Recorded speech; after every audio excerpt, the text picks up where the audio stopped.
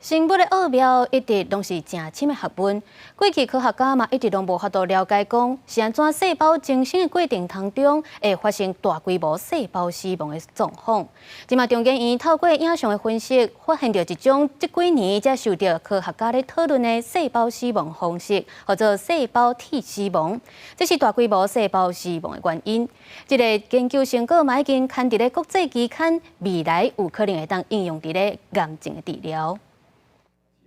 毋是个体死亡触发普经过，细胞死亡范围扩大。透过这个影像，几百年以来，科学家总算通说明细胞增生的过程，为什么会发生大规模细胞死亡？中研院透过细胞摄影、影像分析方式，发现这几年接受科学家讨论的细胞体死亡会消除无必要的临时组织，是细胞大规模死亡的原因，而且无一定和疾病有关系。大家觉得它的发生通常是跟疾病比较相关。对，那不觉得说自然的状况下铁死亡会发生。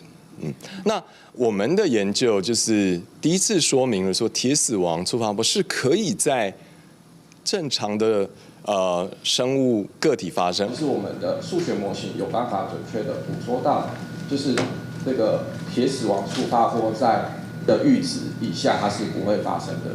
研究员陈胜宏表示，过去科学家认为细胞体死亡甲疾病较有关系，不过今麦发现健康的人体也会发生，而且细胞体死亡是人类器官通有各种特定形状的关键之一。估计未来有可能透过控制细胞体死亡来治疗癌症这款疾病。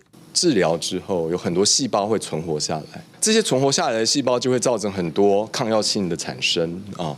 那我想，也许铁死亡触发波可以提供一种很新的策略，让我们可以癌细胞里面引发触发波，使得它经过的地方所有的细胞都死掉。细胞体死亡2012年才开始受科学家讨论，目前了解并无多。咱中研院团队今麦发现，活性氧化物是细胞体死亡发生甲传播的主要机制。